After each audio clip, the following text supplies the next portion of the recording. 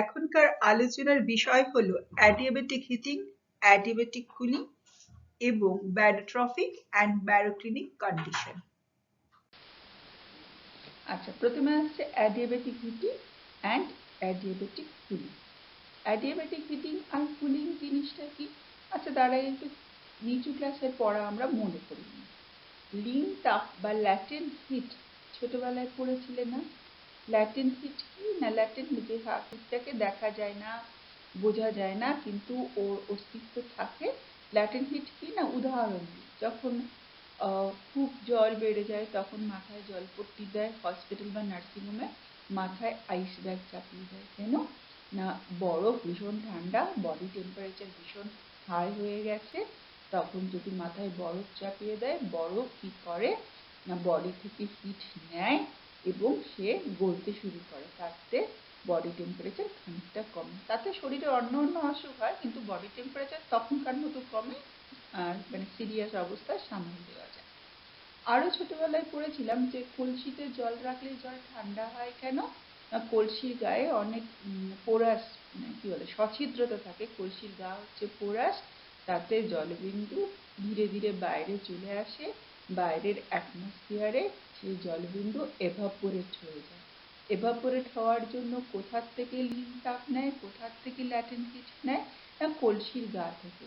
কলসির গা থেকে তাপ নিয়ে ও এভাপোরেটেড হয়ে যায়, অ্যান্ড কলসির গা ঠান্ডা হয়ে যায় এবং তার সঙ্গে কি হয়, অবভিয়াসলি কলসির জলও ঠান্ডা হয়ে যায়। এই যে জিনিসটা, এটা হচ্ছে ল্যাটেন্ট হিট। ল্যাটেন্ট হিট কি না, তোমরা জানো তো 3 ধরনের বস্তুর অবস্থা হয়: সলিড, গ্যাসিয়াস অ্যান্ড লিকুইড। ঠিক আছে? তো একটা অবস্থা থেকে আর একটা অবস্থায় সাইক্লিক কন্ডিশনে ঘুরতে থাকে বা চেঞ্জ হতে পারে। লিকুইড গ্যাসিয়াস হতে পারে, গ্যাসিয়াস থেকে সলিড হতে পারে। এই লিকুইড, গ্যাসিয়াস অ্যান্ড সলিড, এদের তিনটের ভিতরে কি পার্থক্য? তাপের পার্থক্য। আমরা যদি সরল উদাহরণ নিই, উদাহরণটা কার নেব না? জলের। জল কি হয়? বরফ বা আইসে পরিণত হয় খুব ঠান্ডায়, আইস গলে গেলে কি হয়? ওয়াটার লিকুইড স্টেটে পরিণত হয়, এবং আরও টেম্পারেচার বেড়ে গেলেও এভাপোরেট হয়ে যায়। এভাপোরেট হওয়া মানে কি? গ্যাসিয়াস ফর্মে পরিণত হয়। তাহলে কীরকম? আরও ছোটবেলায় একটা কথা শুনেছিলে কিনা আমি জানি না, তো এখন শোনো। ধরো কেটলিতে জল ফুটছে, জল 100 ডিগ্রিতে ফুটবে টকবক করে। কেটলির ওই যে মুখের যে নল থাকে তা দিয়ে এভাপোরেটেড হয়ে যাচ্ছে জল। তো যদি তাহলে বোথ 100 ডিগ্রি, ভেপারটাও 100 ডিগ্রি, অ্যান্ড লিকুইড যে জলটা টকবক করে ফুটছে সেটাও 100 ডিগ্রি। কিন্তু তুমি যদি হাত ডোবাও ওই জলে, দু ক্ষেত্রেই বিপদ হওয়ার সম্ভাবনা আছে। কিন্তু তুমি যদি ভেপারের ওপরে হাত রাখো, তোমার হাত বেশি বার্ন হবে বা বেশি পুড়ে যাবে ইন কম্পারিজন টু যদি তুমি deep your hand in water, জলে হাত ডোবাও। তো বোথ 100 ডিগ্রিতে ফুটছিল, কি অসুবিধে হলো? না, অসুবিধে হলো যে ল্যাটেন্ট হিট বা লিন তাপ কি না। হোয়াট ইজ লিন তাপ? আমি এতগুলো কথা কেন বললাম না? স্টেট চেঞ্জ অফ স্টেট, অবস্থার পরিবর্তনের জন্য যে এক্সট্রা হিট দরকার হয় তাকে বলে ল্যাটেন্ট হিট। 100 ডিগ্রির জলও হতে পারে, 100 ডিগ্রির ভেপারও হতে পারে। জল is liquid state, vapour is gaseous state, কিন্তু 100 ডিগ্রির জলের থেকে 100 ডিগ্রি ভেপারের তাপমাত্রা বেশি। থার্মোমিটারে মাপলে 100 ডিগ্রি সেন্টিগ্রেডেই দেখা যাবে। অবস্থার তাপমাত্রার পরিবর্তনের জন্য যে এক্সট্রা তাপমাত্রা দরকার হয় তাকে বলে লিন তাপ। কেলভিন স্কেলে একে মাপা হয়। এখানটা ছেড়ে দিই, নেক্সট স্লাইডে এটা আমরা আরেকটু ভালো করে পড়ব। তাহলে লিন তাপ জিনিসটা আমরা মাথায় রেখে অ্যাডিয়াবেটিক হিটিং স্টার্ট করি। অ্যাডিয়াবেটিক হিটিংটা কি? আমি দুটো কথা আগেই বলেছিলাম, adiabatic heating and adiabatic cooling. তোমরা জানো তো হাইটের সঙ্গে টেম্পারেচারের সম্পর্ক আছে, ল্যাটিটিউডের সঙ্গে টেম্পারেচারের সম্পর্ক আছে। অ্যাডিয়াবেটিক হিটিং মানে কি? যেখানে যে অ্যাটমসফিয়ারে, আমি all this things here related to atmosphere. যদি কোনো অ্যাটমসফিয়ারে রাদার বায়ুমণ্ডলে বাইরে থেকে কোনো হিট না আসে এবং বায়ুমণ্ডল থেকে কোনো হিট বাইরে না যায়, তাহলে তো heat remain same and constant.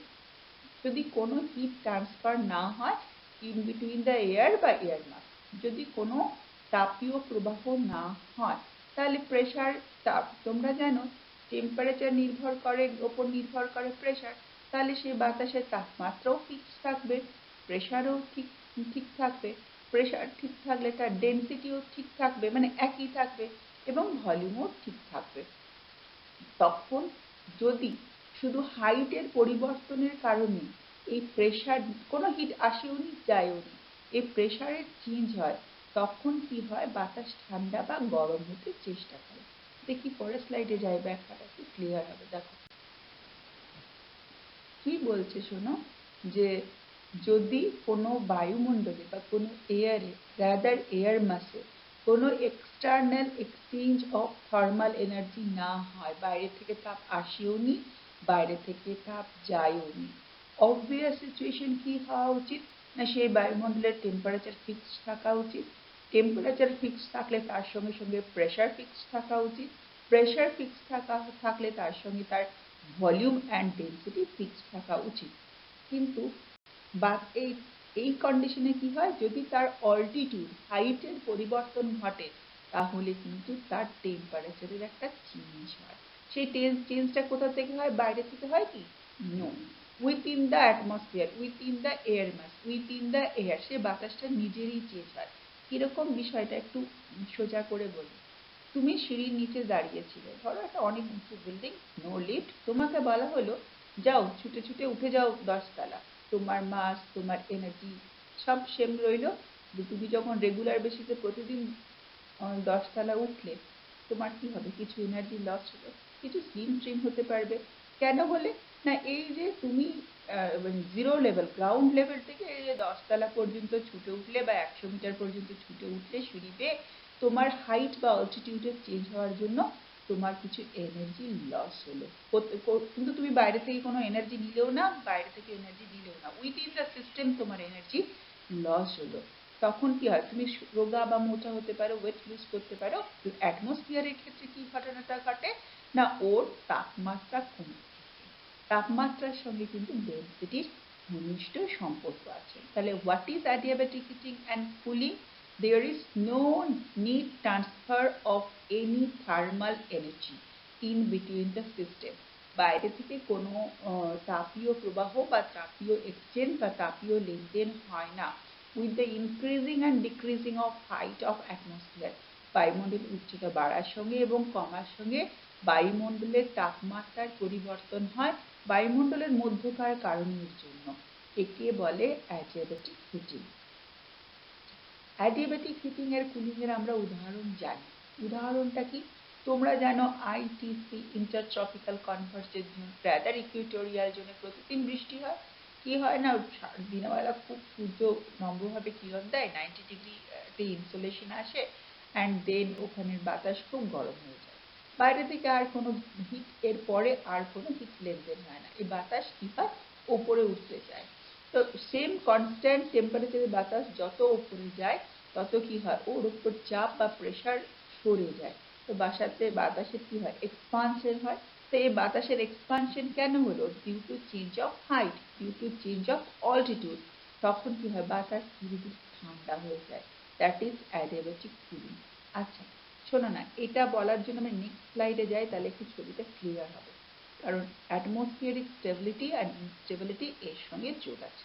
চলো দেখো, আমি আর তার আগে বলি, এই যে এতগুলো কথা বলছি, তার আগে একটা জিনিস জানি, তোমরা তো অ্যাটমসফিয়ার তোমরা জানো যে আমরা একটা বায়ুমণ্ডল দ্বারা আবদ্ধ আছি, আমাদের চারপাশে অ্যাটমসফিয়ার আছে প্রায়, আমার গ্রাউন্ড লেভেল থেকে 10,000 কিলোমিটার পর্যন্ত চারপাশে অ্যাটমসফিয়ার রয়েছে, আমরা বায়ু সমুদ্রে ডুবে আছি, তাই না? তো এই বায়ু সমুদ্রের ফার্স্ট লেয়ারটাকে কি বলে, মানে আই মিন ল্যান্ড সারফেস থেকে যে লেয়ারটা স্টার্ট হয় তাকে বলে ট্রোপোস্ফিয়ার। তোমরা জানো ট্রোপোস্ফিয়ারের পোলে এবং ইকুয়েটরে আনইভেন হাইট হয়, কারণ পৃথিবীর শেপ হচ্ছে কমলা লেবুর মতো, ভদ্র ভাষায় স্ফিয়ারের মতো, এবং আমরা ধরে নিই ট্রোপোস্ফিয়ারের অ্যাভারেজ হাইট 18 কিলোমিটার, ভূপৃষ্ঠ থেকে 18 কিলোমিটার। এই 18 কিলোমিটারের ভিতরে তাপমাত্রা কিরকম, না যত আমি ওপরে যাই, যত কিলোমিটার ওপরে উঠি, তত 6.6 ডিগ্রি সেন্টিগ্রেড করে, ডিগ্রিটা দেওয়া হয়নি, করে ওর তাপমাত্রা কমতে থাকে, একে কি বলা হয়, নর্মাল ল্যাপস রেট। তাহলে এই এই ঘটনাটা বোঝার পর আমি পরের স্লাইডে যাই। আচ্ছা, এখানে একটা ছবি দেখা আছে, দেখো। তার মানে আমি বাতাস ওপরে উঠুক কি না উঠুক, মানে নির্দিষ্ট হাইটের অ্যাটমসফিয়ারে নির্দিষ্ট টেম্পারেচার আছে। তোমরা নিশ্চয়ই অন্য ক্লাসে পড়েছো যে ট্রোপোস্ফিয়ারের ঊর্ধ্বসীমায়, যেখানে ট্রোপোপজ, ট্রোপোস্ফিয়ার শেষ হচ্ছে, পজ মানে একটু থামা, সেখানে অ্যাভারেজ টেম্পারেচার হচ্ছে -57 ডিগ্রি সেন্টিগ্রেড। তো মানে বায়ুমণ্ডল নিচ থেকে ওপরে যাক বা ওপর থেকে নিচে আসুক, এমন কোনো ঘটনা যদি নাও ঘটে থাকে, কিন্তু এটা তো ঠিক যে 0 ডিগ্রি থেকে, মানে ভূপৃষ্ঠ থেকে ট্রোপোপজ পর্যন্ত উষ্ণতা ক্রমশ কমতে থাকে, temperature gradually decrease due to normal lapse rate. তাহলে এবারে যদি ধরো একটা বাতাস, যেমন ছবিতে দেখা হয়েছে যে ওয়ার্ম বাতাস, সে ছোট জায়গায় ছিল, সে ভীষণ গরম হয়ে ওপর দিকে উঠতে শুরু করছে। যত ওপর দিকে হবে, লেফট হ্যান্ড সাইডে দেখানো হয়েছে কি চেঞ্জ, কি হবে না, অল্টিটিউডের চেঞ্জ হবে, হাইটের চেঞ্জ হবে। যত অ্যাটমসফিয়ারের হাইট বাড়তে থাকবে, যেহেতু আমরা 10,000 কিলোমিটারের নিচে ছিলাম, একটু উপরে উঠলে কি হবে, বায়ুমণ্ডল থেকে আমি একটু উপরের দিকে যাব, অবভিয়াসলি প্রেশার ক্রমশ অপসারিত হবে, প্রেশার গ্র্যাজুয়ালি ডিক্রিজ করবে। If the pressure decreasing gradually, আমি যত যাব তত কি করব, প্রসারিত হবে, এক্সপানশন হবে, এক্সপানশন হলে আমি ঠান্ডা হব। দেখো এখানে আমি একটা কথা বলে রাখি, অ্যাটমসফিয়ার নিজের মতো করে ওপরে একটা ঠান্ডা হচ্ছিল, আর নিচের একটা বাতাস আলাদাভাবে ওপরে যাচ্ছিল, সেও কিন্তু আলাদাভাবে ঠান্ডা হচ্ছিল। তার মানে নর্মাল ল্যাপস রেট আর adiabatic lapse rate is different. Normal lapse rate more or less fixed, কিরকম না, ট্রোপোস্ফিয়ার পর্যন্ত বা ট্রোপোপজ পর্যন্ত বা ল্যান্ড সার্ফেস থেকে 18 কিলোমিটার পর্যন্ত 6.4 ডিগ্রি সেন্টিগ্রেড পার কিলোমিটার। এই হিসেবে একদম 18 কিলোমিটারের কাছাকাছি -57 ডিগ্রি টেম্পারেচার হয়ে থাকে, ডিগ্রি সেন্টিগ্রেড টেম্পারেচার হয়ে থাকে।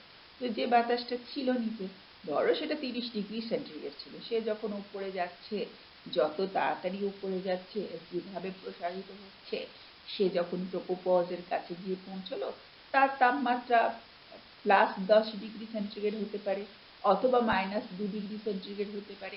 মানে অ্যাডিয়াবেটিক ল্যাপস রেট আর নর্মাল ল্যাপস রেট কিন্তু ভিন্ন। Normal lapse rate is constant, adiabatic lapse rate depend on the speed of air mass, মানে কত তাড়াতাড়ি বাতাসটা উপরে উঠছে, চেঞ্জ অফ অল্টিটিউড হচ্ছে, আর কি হারে এক্সপানশন হচ্ছে। আশা করি বোঝাতে পারলাম। চলো নেক্সট স্লাইডে যাই। আচ্ছা দেখো না, এই যে বলছিলাম ছবিতে, ভূপৃষ্ঠ থেকে দেখো troposphere, stratosphere, mesosphere, thermosphere and exosphere করে 10,000 কিলোমিটার পর্যন্ত আমাদের বায়ুমণ্ডল আছে। আমাদের এই সমস্ত ঘটনায় তো ট্রোপোস্ফিয়ারের ভেতরে সীমাবদ্ধ, আমি আগেই বলেছি। ট্রোপোস্ফিয়ারের নির্দিষ্ট একটা হাইটও আছে, ট্রোপোস্ফিয়ার এখানে দেখিয়েছে 20 কিলোমিটার, কখনো কখনো 18 থেকে 20 কিলোমিটার পর্যন্ত বিস্তার লাভ করে। তো এইখানে যা টেম্পারেচার, যে বাতাসটা উঠে যাচ্ছে নিচ থেকে, সেটার টেম্পারেচার কিন্তু ভিন্ন। এদের টেম্পারেচারের পার্থক্য কিন্তু ক্লাইমেটে অনেক বেশি সিগনিফিক্যান্স বা স্ট্যাবিলিটি অফ অ্যাটমসফিয়ার বা ইনস্ট্যাবিলিটি অফ অ্যাটমসফিয়ার এর জন্য রেসপন্সিবল। এখন আমি শুধু অ্যাডিয়াবেটিক হিটিং অ্যান্ড অ্যাডিয়াবেটিক কুলিংটা পড়ি, স্টেবিলিটি অ্যান্ড আনস্টেবিলিটিটা নেক্সট ক্লাসে পড়বো। তাহলে অ্যাডিয়াবেটিক হিটিং অ্যান্ড কুলিং কি, যে নর্মাল ল্যাপস রেট তো ট্রোপোস্ফিয়ারে রয়েছে, সেটার সঙ্গে কোনো সম্পর্ক নেই।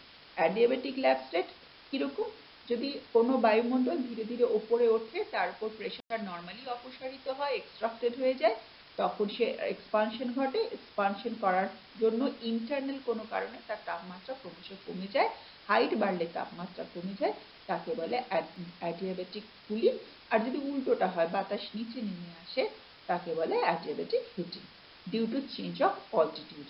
কোনো এক্সচেঞ্জ, থার্মাল গ্রেডিয়েন্ট, কোনো এক্সচেঞ্জ তৈরি হয় না। চলো নেক্সট স্লাইডে যাই। অ্যাটমসফেরিক হিট ট্রান্সফার তিনটি উপায়ে হয়ে থাকে: conduction, by contact, by touch, পরস্পরের সংস্পর্শে এলে তাপীয় প্রবাহ হয়, যেটা ক্যালোরিমিতির মূল নীতি। দ্বিতীয়টা হচ্ছে convection, that is the vertical. আর থার্ড হচ্ছে advection, this is the horizontal. আচ্ছা, কন্ডাকশন আমি বলেছি বাই টাচ, পরস্পরের টাচ হয়। তো প্রথমে বায়ুমণ্ডলের লোয়ার লেয়ার অ্যাটমসফিয়ার খুব গরম হয়ে যায়, তারপরে তার সঙ্গে যে সংলগ্ন নিয়ারেস্ট জায়গাতে, যে নিয়ারেস্ট অ্যাটাচমেন্টে যে থাকে সে গরম হয়, তারপরে সে গরম হয়, সেজন্য যত উপরে ওঠা যায় নর্মাল ল্যাক্সেট তত কাজ করে, যত উপরে ওঠা যায় বাতাস তত ঠান্ডা হয়ে যায় ডিউ টু কন্ট্যাক্ট। আচ্ছা, এটা কিন্তু মানে ক্যালোরিমিটির প্রধান নীতি হচ্ছে কন্ডাকশন। কেন? না, দুটি অসম বস্তুর পদার্থ যদি পাশাপাশি থাকে তাহলে ওয়ার্মার থেকে কুলার বডির দিকে এনার্জি বা হিট ফ্লো হয় due to touch, due to contact. হলো। আচ্ছা, এবার হচ্ছে কনভেকশন। কনভেকশন হচ্ছে পরিচলন, যে চলে। কিরকম হয় না, একটা গরম বস্তু যদি ক্রমশ ওপরে উঠে যায় এবং গরম বস্তু ওপরে ওঠার জন্য হিট ট্রান্সফার হয় অ্যাটমসফিয়ারে, তাকে বলে পরিচলন। ভার্টিক্যাল হিটিং অফ অ্যাটমসফিয়ার, নিচু থেকে উঁচুতে যায়। আচ্ছা, এটা কিরকম না, এই নিরক্ষীয় অঞ্চলে কি হয়, বাতাস গরম হয়ে যায়, ধীরে ধীরে উপরে উঠে যায়, গরম পাশাপাশি অঞ্চলকে একটু গরম করে, that is the convective heat transfer. আচ্ছা, এই দুটো আমরা ছোটবেলা থেকে জানি, পরিচলন এবং পরিবহন। এই লাস্ট হচ্ছে কি না advection. Advection is very important. আগে অ্যাডভেকশনের উদাহরণ দিই, তারপরে আমরা অ্যাডভেকশন জিনিসটা বুঝবো। বলছে এটা কিন্তু ওই আগের দুটো মেথড অফ হিট ট্রান্সফারের থেকে ওই বেশি গুরুত্বপূর্ণ, পরিবহন পরিচালন থেকে অ্যাডভেকশন বেশি গুরুত্বপূর্ণ। কেন? এটার সঙ্গে সমুদ্র স্রোতেরও যোগ আছে, আর অ্যাটমসফিয়ারিক লেয়ারেরও খুব যোগ আছে। কিভাবে যোগ আছে? আগে উদাহরণ।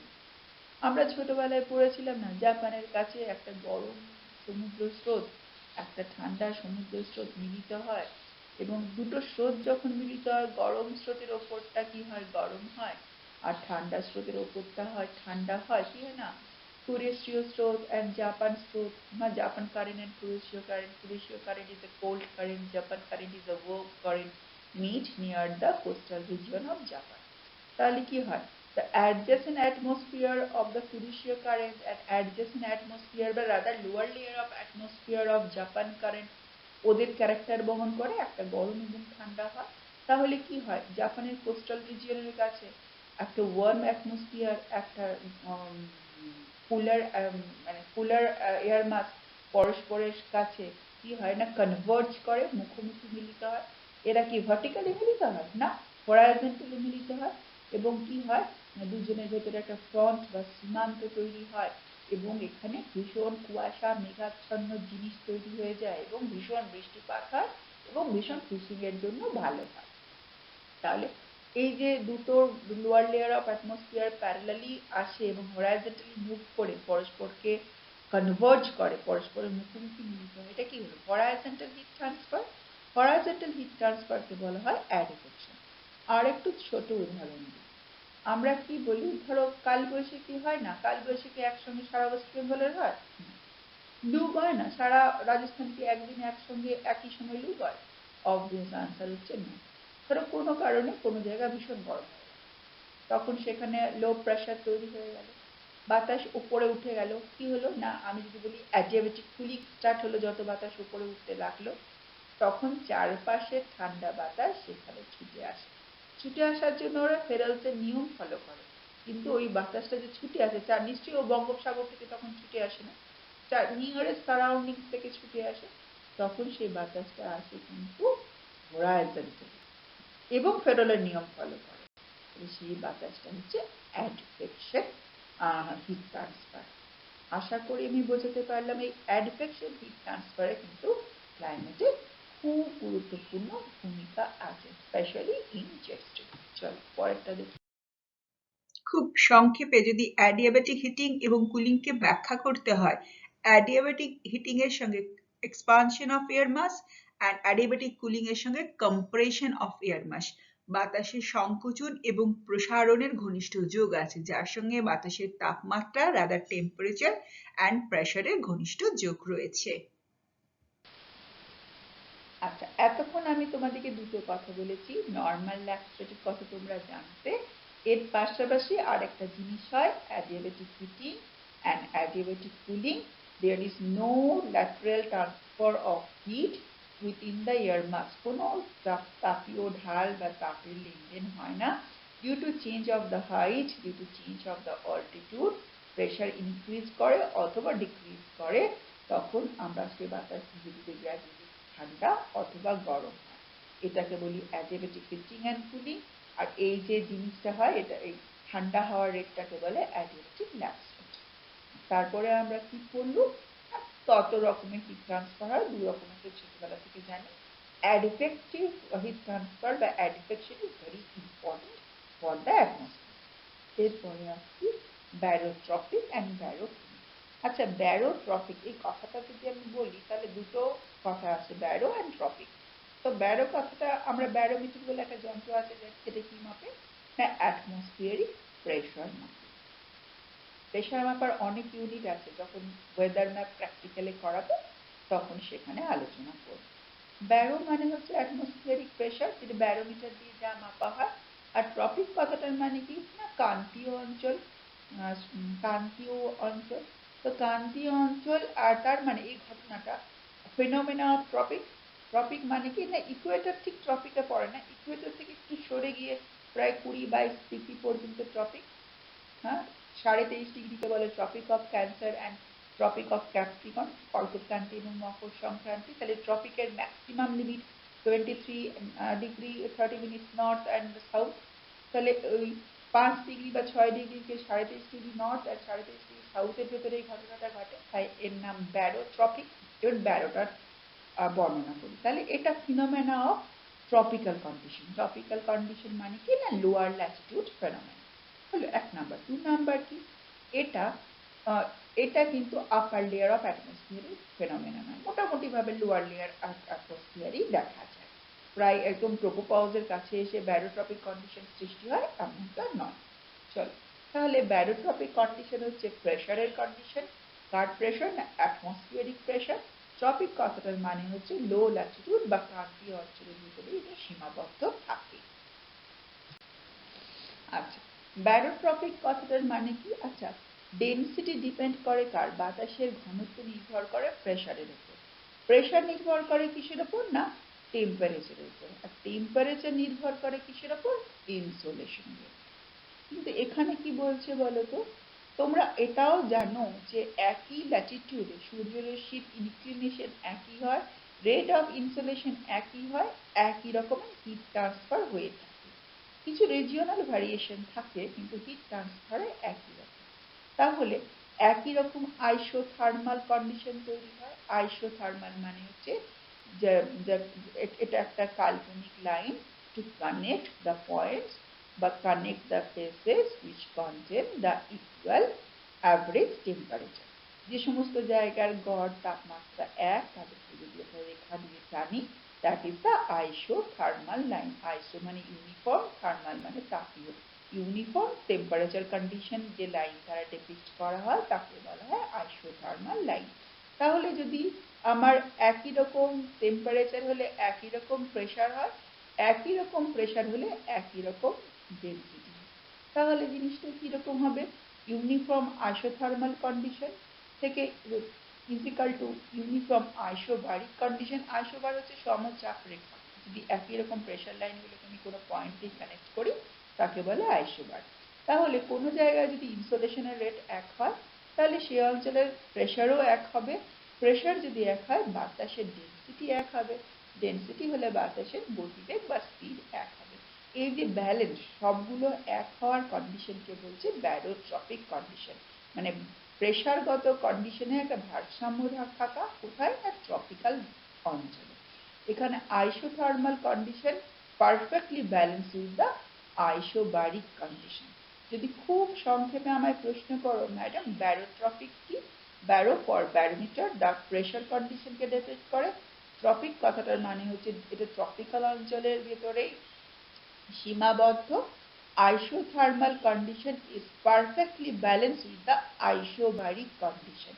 একই রকম চাপ এবং একই রকম তাপ এবং একই রকম চাপ রেখা তৈরি হয়, তাই একই রকম টেম্পারেচার, একই রকম ডেনসিটি এবং একই রকম প্রেশার। এটা কি না খুব শান্তির পরিবেশ তৈরি হয়। আচ্ছা, আমি তো এটা বোঝালাম, তাহলে এখানে কি যদি সব শান্তির পরিবেশ তৈরি হয়, কোনো ডিস্টারবেন্স বা অ্যাটমসফিয়ারিক সিগনিফিকেন্স এর খুব কম, দাঁড়াও ছবিটা দেখি তাহলে বুঝতে সময় সুবিধা। দেখো, যদি -57 ডিগ্রি একটা লাইনটার যদি টেম্পারেচার হয়, তার উপরে প্রেশার হয়েছে ধরো। আচ্ছা, এখানে একটা টেকনিক্যাল আমার ভুল হয়েছে, টেম্পারেচার কম হলে প্রেশার বেশি হয়। না, ঠিক আছে ঠিক আছে। দেখো 5 ডিগ্রি সেন্টিগ্রেড তো 1002 MB প্রেশার, 0 ডিগ্রি সেন্টিগ্রেডে 1012 MB প্রেশার। তো আমি যেটা বোঝাতে চাচ্ছি, isobar runs parallel to the isothermal line, যেখানে তাপরেখাগুলো চাপরেখার সমান্তরালে বয়, তাকে বলে আইসোবারিক কন্ডিশন, তাকে বলে ব্যারোট্রপিক কন্ডিশন। ঠিক আছে? কেন না, খুব শান্তশিষ্ট পরিবেশ, ট্রপিকে টেম্পারেচার ইউনিফর্মলি ডিস্ট্রিবিউটেড, তার সঙ্গে কনসিকুয়েন্স প্রেশার অ্যান্ড তার সঙ্গে কনসিকুয়েন্স ডেন্সিটি ইউনিফর্মলি ডিস্ট্রিবিউটেড। তার রেজাল্টটা কি না, isobar runs parallel to the isotherm line, তাকে বলে ব্যারোট্রপিক কন্ডিশন। এটা কিন্তু ক্রান্তীয় অঞ্চল মানে 23 ডিগ্রি হাফের নর্থ সাউথের উপরে দেখতে পাওয়া যায় না। আমি তোমাকে বোঝাতে পারলাম? এটা কিরকম না, ঠান্ডা বাতাস গরম বাতাস এলেই তো তাপমাত্রার গন্ডগোল বাঁধবে। এই 33.5 ডিগ্রি এপাশে, 0 থেকে 33.5 ডিগ্রির ভেতরে ও ঠান্ডা বাতাস আসে না। যদি বাতাস গরম থাকে তো গরমই থাকে, যদি গরম থাকে তার সঙ্গে কনসিকুয়েন্স প্রেশারটা কিরকম থাকে, লো প্রেশারই থাকে। লো প্রেশার যদি থাকে, ডেন্সিটি কিরকম থাকে, লো থাকে, বাতাস কিরকম হয়, ঊর্ধ্বমুখী হয়, ইউনিফর্ম কন্ডিশন প্রিভেল করে, তাকে বলে ব্যারোট্রপিক কন্ডিশন। আশা করি বোঝাতে পারলাম। চলো নেক্সট। আচ্ছা, আর আমি এটা তো আগেই বলে দিয়েছি, density depend on the pressure আর প্রেশার ডিপেন্ড অন ইনসুলেশন। তো আর এখানে প্রেশার আর ইনসুলেশন, টেম্পারেচার, প্রেশার অ্যান্ড ডেন্সিটির ভেতরে একটা ভারসাম্য থাকে। যদি এগুলো কি আইসোলাইন দিয়ে যোগ করি, সবাই প্যারালাল হয় এবং ওরা খুব ইউনিফর্মিটি এবং শান্তির পরিবেশ বজায় রাখে। আচ্ছা, এরপরের স্লাইডে। আচ্ছা, এর সঙ্গে আর একটা কথা, এতক্ষণ আমরা তো অ্যাডভেকশন কথাটা খুব বলেছিলাম। তাহলে এই ব্যারোট্রপিক কন্ডিশন বা ব্যারোট্রপিক কন্ডিশনের কি কি বৈশিষ্ট্য? এখানে কোনো অ্যাডভেকশন হয় না। বাতাস বয় কখন? যখন তাপের পার্থক্য হয় অ্যান্ড চাপের পার্থক্য হয়। কি হয়? হরাইজন্টাল প্রেশার গ্রেডিয়েন্ট তৈরি হয়। এখানে কি সেরকম আনুভূমিকভাবে কিছু বাতাস বওয়ার কন্ডিশন তৈরি হয়েছে? তৈরি হয়নি। তাহলে no advection, no cold air, no warm air advection, no front. কোনো ফ্রন্ট তৈরি হবে? ঠান্ডা বাতাস না থাকলে একই রকম টেম্পারেচারে কি করে ফ্রন্ট তৈরি হবে? হবে না। No cold front, no warm front, no occluded front, কোনো ফ্রন্টই তৈরি হবে না। কোনো অ্যাডভেকশন হবে না। অ্যাডভেকশন হবে না কথাটার মানে কি? হরাইজন্টালি কোনো লুও বইবে না। ইকুইটারে কি লো বয়? বয় না। 5 ডিগ্রিতে কি লু বয়? বয় না। কেন না, এখানে তো কোনো অ্যাডভেকশন থাকে না। নো অ্যাডভেকশন, নো ফ্রন্ট, আর অ্যাটমসফিয়ার স্ট্রাকচার ইজ ইউনিফর্ম। কিরকম? ইউনিডিরেকশনাল। হাইট মানে একই রকম ভাবে আইসোথার্ম লাইনস গুলো আইসোবার লাইনের, আইসোথার্ম লাইন গুলো আইসোবার লাইনের সঙ্গে প্যারালাল, চাপরেখা তাপরেখার সঙ্গে সমান্তরালে অবস্থান। তাহলে এর ক্লাইমেটিক সিগনিফিকেন্স খুব গুরুত্বপূর্ণ জিনিসে কিছু অবদান রাখে না। আশা করি আইসোবার, আইসোট্রপিক বা ব্যারোট্রপিক বোঝাতে পারলাম। চলো নেক্সট স্লাইডে যাই। আচ্ছা, ব্যারোক্লিনিক, এটার কিন্তু ক্লাইমেটে খুব সিগনিফিকেন্স আছে। ধরো কোনো জায়গায় সমতাপরেখা মানে ইউনিফর্ম পয়েন্ট যে সমস্ত প্লেসে আছে, ইউনিফর্ম টেম্পারেচার পয়েন্টগুলো যদি যোগ করি এবং সেই সব অঞ্চলেরই ইউনিফর্ম প্রেশার পয়েন্টগুলো যদি যোগ করি, দেখবে চাপরেখাগুলো তাপরেখাকে কাট করছে, ইন্টারসেক্ট করছে, যে কোনো ডিগ্রি অ্যাঙ্গেলে করতে পারে। আমার এখানে একই রকম অ্যাঙ্গেলে করা আছে 30-32-এর মতো, তেমন নয়, অন্য অ্যাঙ্গেলেও কাজ করবে। তাহলে কি হয়? এটা কি সূচনা করে না, একই রকম তাপমাত্রাও নেই এবং কনসিকুয়েন্সলি একই রকম প্রেশার নেই। তার মানে কি? হরাইজন্টাল প্রেশার গ্রেডিয়েন্ট তৈরি হবে, অ্যাডভাকশন তৈরি হবে, ফ্রন্ট তৈরি হবে, কন্ট্রাস্ট অফ টেম্পারেচার তৈরি হবে, কন্ট্রাস্ট অফ প্রেশার তৈরি হবে এবং অ্যাটমসফিয়ারিক ডিস্টারবেন্স হবে। আচ্ছা, তাহলে এখানে যদি ফ্রন্ট তৈরি হয়, আগেরটা যদি ট্রপিকের ঘটনা ঘটে, এটা নিশ্চয়ই ট্রপিক্যাল ঘটনা নয়, এটা বলে কোথাকার ঘটনা? ট্রপিকের বাইরে। ট্রপিকের বাইরেকে কি বলি? উপক্রান্তীয়। ট্রপিক মানে লো ল্যাটিটিউড, এটার মানে হচ্ছে মিড ল্যাটিটিউড, মধ্য অক্ষাংশে ঘটনাটা ঘটে। তাহলে ব্যারোক্লিনিক কন্ডিশনটা কি? ব্যারো মানে ব্যারোমিটার, ক্লিনিক হচ্ছে ইনক্লিনেশন, হেলে থাকা, ঢাল। ঢাল কখন তৈরি হয়? যখন উঁচু আর নিচু থাকে তখন ঢাল তৈরি হয়। এখানে কি কয়, যদি আমাকে এক কথায় জিজ্ঞেস করো হোয়াট ইজ ব্যারোক্লিনিক, না isothermal line intersect with the isobar line. আইসোবারের সঙ্গে আইসোথার্মাল, দেখো তাপরেখাগুলো চাপরেখাকে কাট করেছে। কেন? না এখানে তাপেরও খুব ভ্যারিয়েশন হচ্ছে, কনসিকুয়েন্টলি চাপেরও ভ্যারিয়েশন হচ্ছে। কেন? না এখানে একই সঙ্গে ঠান্ডা বাতাস এবং গরম বাতাস অবস্থান করছে। কেন? না এখানে advection types of heat transfer হচ্ছে, হরাইজন্টালি বাতাস মুভ করছে। অতএব আর সমচাপ রেখাগুলো আর সমতাপ রেখাগুলো প্যারালাল যাওয়া সম্ভব নয়। যখনই প্যারালাল যাবে না, ইন্টারসেক্ট করবে, তখনই ধাক্কাধাক্কি হলে কি হয়? অ্যাটমসফিয়ারিক ডিস্টারবেন্স হবে। ডিস্টারবেন্স হলে কি হবে? সাইক্লোন, সুপার সাইক্লোন, ইন্টেন্সিটির ওপর নির্ভর করবে, ইত্যাদি ডিস্টারবেন্স হবে।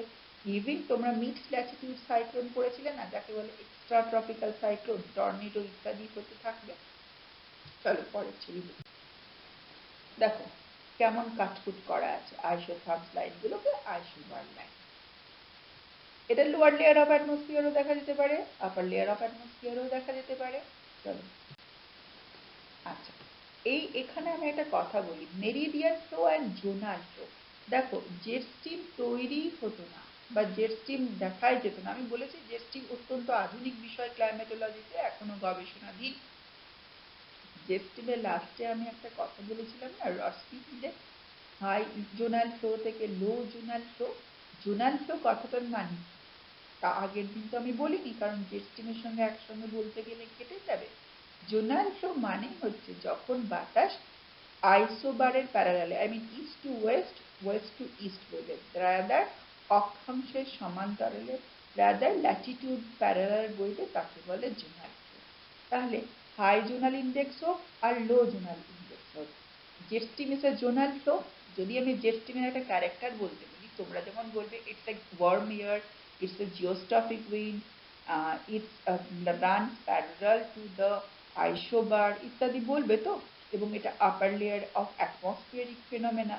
সাইমultaneously তোমরা এটাও বলবে হাই জেট স্ট্রিমকে Rossby index high zonal index থেকে লো জোনাল ইন্ডেক্স ভাগ করেছে। হাই আর লো কথাটা না হয় আমরা বুঝেছি, কিন্তু জোনাল ফ্লো কেন? যদি বাতাস ইস্ট থেকে ওয়েস্টে বা ওয়েস্ট থেকে ইস্টে বয়, তাকে জোনাল ফ্লো বলে। ঠিক আছে? আর তাহলে জেট স্ট্রিম হচ্ছে perfect example of zonal flow. বোঝা গেছে? আর মেরিডিয়ান ফ্লো মানে কি? এই যে আমাদের অন্য অন্য বাতাসগুলো, প্ল্যানেটারি উইন্ডে যে বাতাসগুলো বয়, নিয়ত বায়ুতে যে বাতাসগুলো বয়, কি বাতাসগুলো বয় তোমরা জানো সেটা?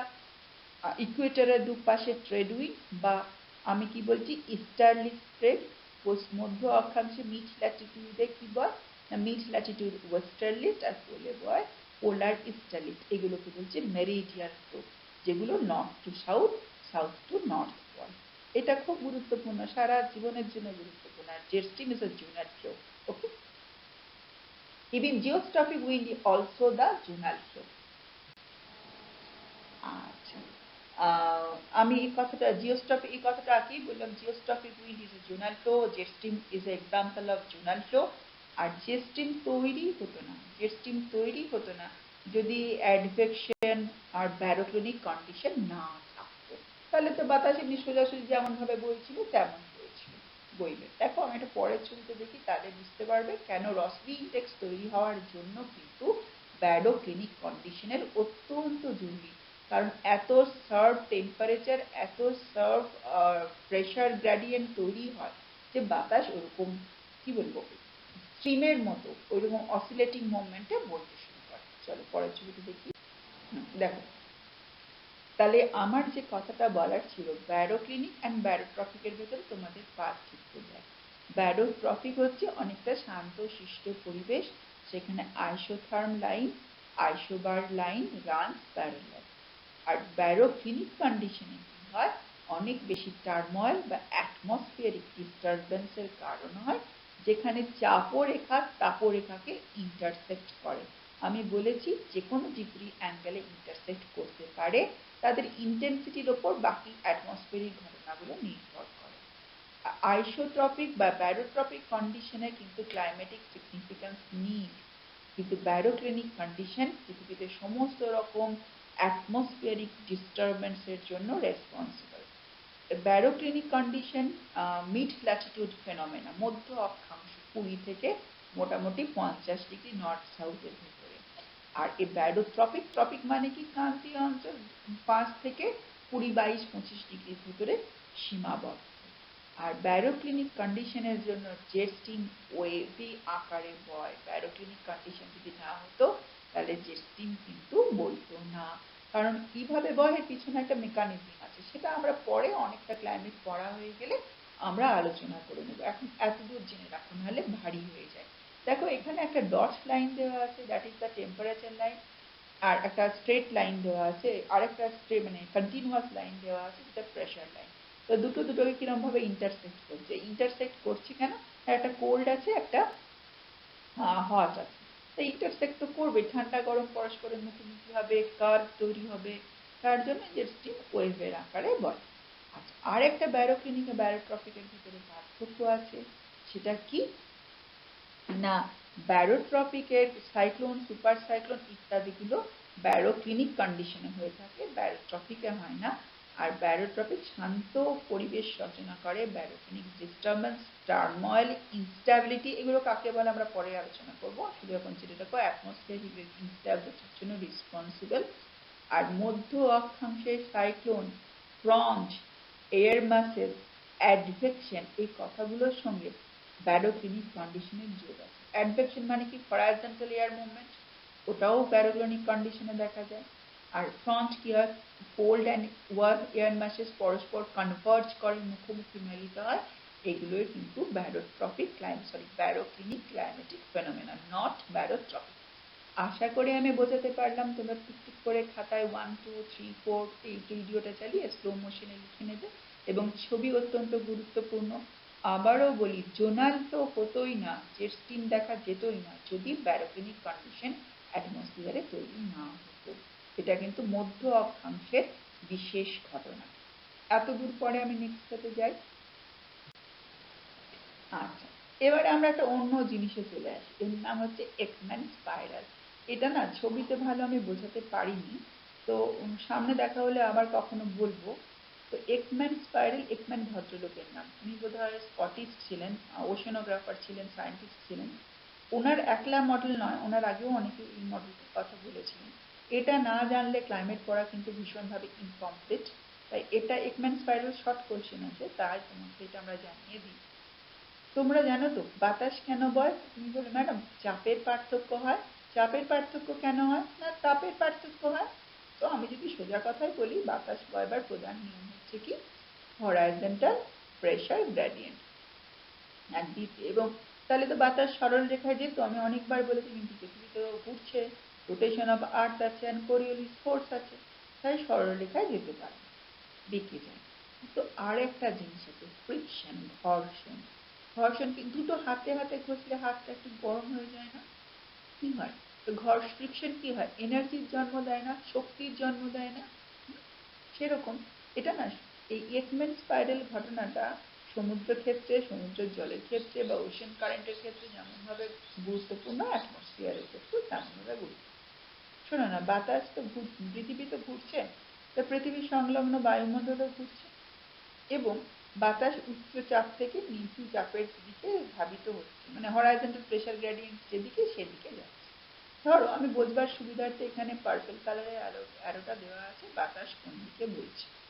কিন্তু বাতাস ঠিক যেদিকে বইছে, তার লোয়ার লেয়ার অফ অ্যাটমসফিয়ারে কি ঘটনাটা ঘটে, যেদিকে বইতে চাচ্ছে Coriolis force, rotation of earth ওকে বাধা দিচ্ছে, তার সঙ্গে সঙ্গে আরেকজন বাধা দিচ্ছে, সেটা হচ্ছে ফ্রিকশনাল ফোর্স। যদি পাহাড় আসে, মালভূমি আসে, সমভূমি আসে, ওশেন ফ্লোর আসে, তাহলে তাদের সঙ্গে ফ্রিকশন হয় লোয়ার লেয়ার অফ অ্যাটমসফিয়ারে, তাহলে যে গতিতে যাচ্ছে ঘর্ষণ তাকে সেই গতিতে যেতে দেয় না। এবং তার উপরের প্রথমে লেয়ার অফ অ্যাটমসফিয়ারটা যদি আমি লেয়ারে লেয়ারে ভাগ করি, বা সমুদ্রের ক্ষেত্রে জলতলে জলতলে ভাগ করি, আমি একটু সমুদ্রের জিনিসটা বোঝাই, তারপরে একই জিনিসটা অ্যাটমসফিয়ারে ভাগ করি। ধরো সমুদ্রের উপরে বাতাস করছে, বাতাসের সঙ্গে কি হচ্ছে, সমুদ্রের উপরে জলস্তরের ফ্রিকশন হচ্ছে, তাহলে বাতাস কি করছে, উপরের স্তরের জলকে যেদিকে বইছে সেদিকে ঠেলে নিয়ে যাচ্ছে। কিন্তু সমুদ্রের গভীর পর্যন্ত জল কি কেউ ঠেলে নিয়ে যেতে পারবে? অবভিয়াসলি পারবে না। তো আমি যদি সমুদ্রের জলকে এই যে অ্যারো অ্যারো গ্রিন কালারের দেওয়া আছে সেই অ্যারোতে লেয়ারে ভাগ করি, তো প্রথম লেয়ারটাকে অনেক বেশি ঠেলবে, দ্বিতীয় লেয়ারটাকে একটু কম ঠেলবে, তৃতীয় লেয়ারটাকে আর একটু কম ঠেলবে, যত নিচের দিকে যাবে লেয়ারগুলোতে ফ্রিকশনাল ফোর্স কম কাজ করবে। তাহলে যে ঘটনাটা ঘটবে due to Coriolis force and due to frictional force, বাতাস যেদিকে বইছিল তার নিচের লেয়ারের বাতাস বা নিচের লেয়ারে সমুদ্রের জল সেদিকে বওয়ার চেষ্টা করবে, কিন্তু পারফেক্টলি তার প্যারালালে বইতে পারবে না। কেন? Due to Coriolis force and frictional force. কি হবে, যে প্রথমে বাতাস যে ডিরেকশনে বইছিল ঠিক তার নিচের ডিরেকশনে যে বইবে, সে জলই হোক আর বাতাসই হোক, সে কি করবে, একটু তার সঙ্গে কৌণিক ভ্যারিয়েশন হয়ে যাবে। এখানে দেখো 45 ডিগ্রি হয়ে যাবে না, কারণ সে তো সমান স্পিডে বইতে পারবে না, কারণ তার উপর ফ্রিকশন সমানভাবে কাজ করবে না, কোরিওলিস ফোর্স সমানভাবে কাজ করবে না। তাহলে যেদিকে বাতাস বইছিল এবং যেদিকে নিচের জল বইতে শুরু করলো ওরই প্রভাবে বইছে, ওই দিকেই বইছে, কিন্তু সেম অ্যাঙ্গেলে বইবে না, ওদের দুজনের ভেতরে অ্যাঙ্গেলের পার্থক্য হবে। তারপরে আমি কি করবো, যদি আর একটু ডিপের দিকে যায়, অ্যাটমসফিয়ারের ক্ষেত্রে ওপর দিকে যায় হবে, ঘটনাটা একই ঘটে। ডিপের দিকে যায়, ফার্স্ট গ্রিন অ্যারোর সঙ্গে সেকেন্ড গ্রিন অ্যারোরও ঘর্ষণ হবে, ঘর্ষণে সেকেন্ড গ্রিন অ্যারো কি করবে, নিচের গ্রিন অ্যারোকে ঠেলে নিয়ে যাওয়ার চেষ্টা করবে জলকে। তখন কি হবে, সে জলও ওই সেকেন্ড গ্রিন অ্যারোর দিকে যাওয়ার চেষ্টা করবে, কিন্তু পুরোটাও যেতে পারবে না, due to friction and Coriolis force ক্রমশ, কোরিওলিস ফোর্স বাড়ছে অ্যান্ড ফ্রিকশনাল ফোর্স ক্রমশ কমছে। তখন কি হবে, সেকেন্ড ফার্স্ট গ্রিন অ্যারোটার সঙ্গে সেকেন্ড গ্রিন অ্যারোটার একটা অ্যাঙ্গেল তৈরি হবে, স্পাইরালে কি হয়, ঘুরে ঘুরে আসে। তাহলে প্রথমটা যদি 45 ডিগ্রি হয় অ্যাঙ্গেলটা, তারপরটা 45 ডিগ্রি থেকে একটু কম হবে, তারপরেরটা আরেকটু কম হবে, কারণ যেদিকে ঠেলছে তার থেকে কোরিওলিস ফোর্স ফ্রিকশন ফোর্সের জন্য সে আরেকটু অন্যদিকে ঘুরে যাচ্ছে। এইভাবে যখন 100-150 মিটার পর্যন্ত ডেপথে যাব, সমুদ্রের ক্ষেত্রে ডেপথে, অ্যাটমসফিয়ারের ক্ষেত্রে উপরে, দেখা যাবে বাতাস যেদিকে বইছিল, বওয়া স্টার্ট করেছিল, সে তার নিচের জলকে যেখানে ঠেলছিল, তার নিচের জলকে যেখানে ঠেলছিল, তার নিচের জলকে যেখানে ঠেলছিল, প্রত্যেকের ক্ষেত্রে একটা ছোট ছোট করে কৌণিক মান ক্রমশ বাড়তে থাকে, এবং কৌণিক মানটা কি হচ্ছে, ইকুই অ্যাঙ্গুলার স্পাইরাল, একটা নির্দিষ্ট অ্যাঙ্গেলে ঘুরছে যেন অ্যাঙ্গেলটা। এবং লাস্টের ক্ষেত্রে কি হবে না, যেদিকে সমুদ্র স্রোত বায়ুমণ্ডল প্রথম লেয়ারে বইছিল, শেষ লেয়ারটা বটম লেয়ারটা ঠিক তার উল্টো দিকে বইবে। কেন উল্টো দিকে বইবে? Due to Coriolis force and rotational ফোর্সের কম বেশি ব্যালেন্সটা এমন হবে, উল্টো দিকে বইবে। এই ঘটনাটাকে একম্যান বলে ভদ্রলোক ব্যাখ্যা করেন, এবং স্পাইরাল দূর থেকে দেখে মনে হবে যেন একটা স্পাইরালের মতো, তাই এর নাম হচ্ছে একম্যান স্পাইরাল। তো what is Ekman spiral? It's equally applicable for the atmospheric circulation and ocean current. With the increasing of height in the case of atmosphere, আর সমুদ্রের ক্ষেত্রে with the increasing of depth of the ocean water, কি হয়, the wind blowing in a particular direction, বাতাস বওয়ার তো কারণ আছে তোমরা জানো, সেই নিয়ে আমরা আলোচনা করছি না, wind blowing a particular direction, the adjacent layer of atmosphere বা adjacent layer of water layer of ocean কি করে, leads towards the same direction, but wind uh, but the water layer বা adjacent atmospheric layer does not blows parallel to the wind layer. কেন? due to rotation and friction, তাদের সঙ্গে একটা angular কোণ হয়ে যায়, এবং লেয়ার যত বাড়ে অ্যাটমসফিয়ারের হাইটের সঙ্গে এবং সমুদ্রের ডেপথের সঙ্গে, প্রত্যেকের সঙ্গে কনসিকিউটিভ একটা ইকুই অ্যাঙ্গুলার একটা অ্যাঙ্গেল ভ্যালু তৈরি হয়ে যায়, তাকে বলে একম্যান স্পাইরাল। দূর থেকে দেখতে স্পাইরালের মতো লাগে। আচ্ছা, আজকে একম্যান স্পাইরাল এতটুকু শুনে রাখো, পরে এটা আমরা ভালো করে ব্যাখ্যা দেব। তাহলে আমরা আজকে কি পড়লাম, ব্যারোট্রপিক, ব্যারোটনিক, ওদের কিন্তু ওই 3 নাম্বারে না শর্ট কোয়েশ্চেন আসে, পার্থক্য আসে, ছবি সহ পার্থক্য খাতায় তৈরি করে রাখবে। Advection is very important, adiabatic heating and cooling জিনিসটা কি একটু লিখে রাখবে। আজ এত দূর থাক, পরে আবার এগুলো আমরা ডিসকাশন করে নেব, মানে specially Ekman spiral and latent heat, পরে যখন আবার ক্লাইমেট কনটেক্সট আসবে। আর ব্যারোক্লিনিক কন্ডিশনের সঙ্গে জেট স্ট্রিম অ্যান্ড জোনাল ইন্ডেক্সের ভীষণ গুরুত্বপূর্ণ ভূমিকা আছে। আচ্ছা, এখানে আমি একটা কথা বলে রাখি যে আমরা কিন্তু একটু প্রবাবিলিটি স্টার্ট করতে চাই।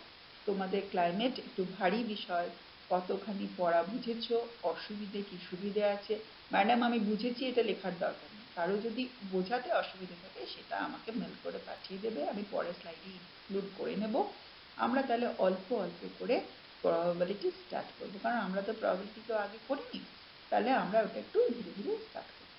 চলো, ধন্যবাদ।